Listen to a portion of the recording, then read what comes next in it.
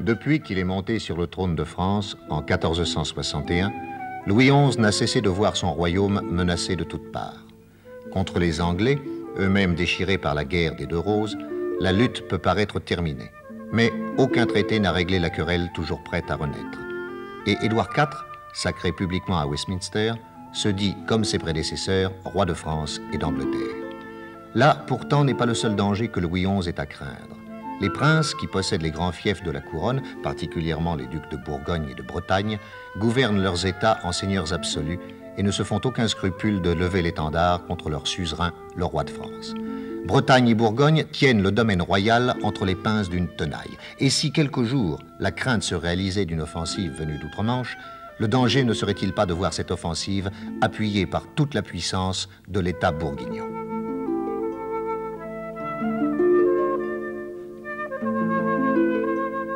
La Grande Bourgogne, telle qu'on la rêve à la cour ducale, ne peut se réaliser qu'aux dépens de l'unité française. Que Charles le Téméraire parvienne à réunir les multiples provinces dont il est déjà le maître, la France ne sera plus qu'une petite puissance et il touchera enfin à son but suprême, changer sa couronne ducale contre une couronne royale. Pour parvenir à ses fins et s'attaquer au roi de France, tous les prétextes lui sont bons et le moindre d'entre eux n'est certainement pas la possession de la riche province de Croix dont l'héritière est la jeune comtesse Isabelle. Le comté de Croix dépend directement du duc de Bourgogne et s'il est un point sur lequel la jurisprudence féodale est catégorique, c'est bien celui qui permet à un seigneur de disposer de la main d'une femme, sa vassale, empêchant ainsi son héritage de tomber sous la dépendance d'un ennemi. Celle du roi de France, par exemple. Et Louis XI a l'esprit assez tortueux pour soutenir, non sans quelques raisons, que le droit de disposer de la main d'Isabelle n'appartient qu'à lui-même, puisqu'à l'origine, le duc lui rendait hommage. Par sa situation entre les frontières de Bourgogne et de Flandre, le comté de Croix est un point stratégique de la plus grande importance. Sous la dépendance du duc, c'est le renforcement de sa puissance. Sous la dépendance du roi, c'est un danger au cœur même de l'État bourguignon. C'est en 1468, alors que plus que jamais la haine divise les deux princes, que débute cette histoire. Pourtant, tout commence à plus de 200 lieues du royaume de France, sur cette terre d'Écosse où des clans rivaux se livraient à des luttes sans merci.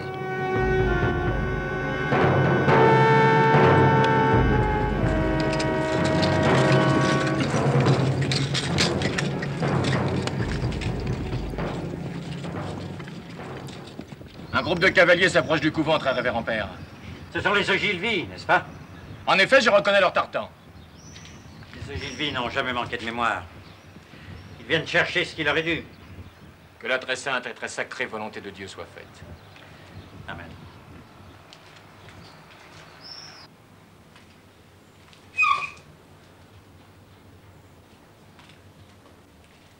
Quentin, je vous ai donné l'ordre de vous présenter à la chapelle à 8 heures pour la cérémonie. Je regrette, très révérend père. Mais je vous répète que je ne m'y rendrai pas. Vous refusez d'obéir? Je refuse de me faire tondre. Trop tard. Mais comprenez-moi, très révérend père. J'aime la chasse, les armes, les chevaux. Je n'ai pas la vocation d'être moine. Elle viendra. J'en suis sûr. Seulement, très révérend père, il faut à cet enfant le temps de se faire à cette idée. Impossible. C'est maintenant qu'a lieu la cérémonie. Et pourquoi tant de hâte, s'il vous plaît? Parce qu'aujourd'hui même, Quentin du Roir, vous avez 20 ans. Et qu'à 20 ans, nous nous sommes engagés à ce que vous soyez fait moine. Mais qui vous a autorisé à disposer de moi? Les circonstances. Quentin du Roir, vous savez qu'il y a 16 ans, le clan des Ogilvy a massacré tous les membres de votre famille. J'ai pu sauver votre vie en raison de l'innocence de votre âge. Mais le sang des Duroirs doit se tarir avec vous, dans l'ombre et le secret de ce couvent. C'est un crime. Non. C'est un marché.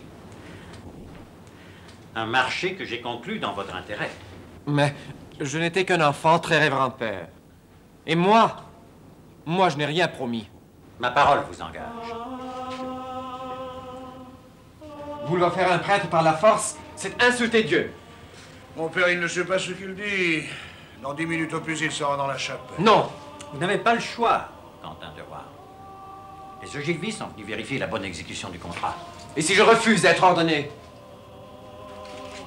Dieu est votre âme, du roi. Ils vous tueront.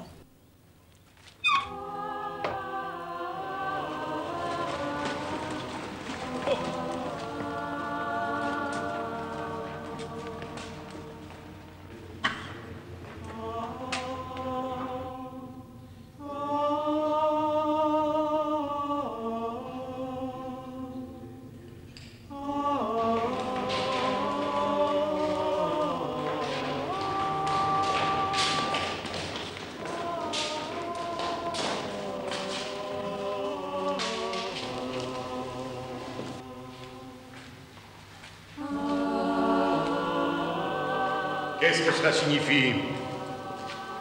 Pourquoi Quentin Durward n'est-il pas ici?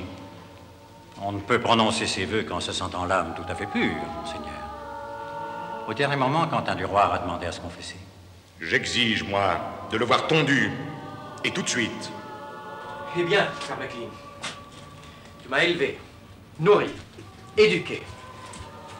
Tu m'as servi de père, de frère, d'ami.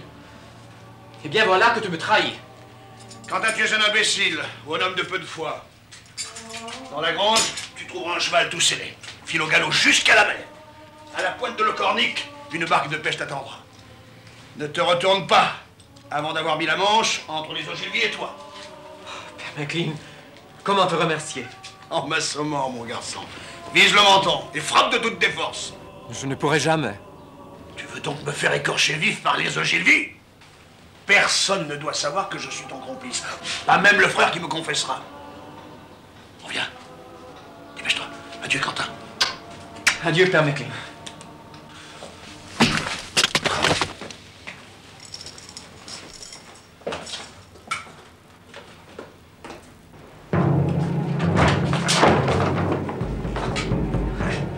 Le lâche.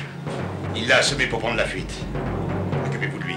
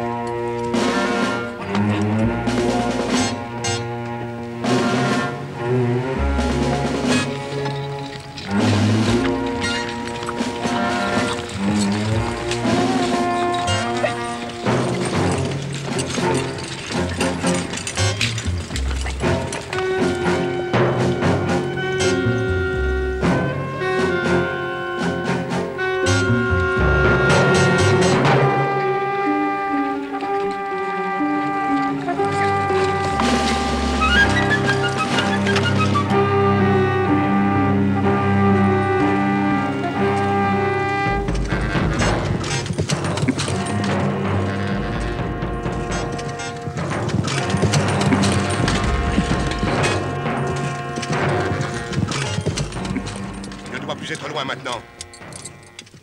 Séparons-nous et fouillons le secteur. J'offre 100 écus à celui d'entre vous qui me rapporta sa tête.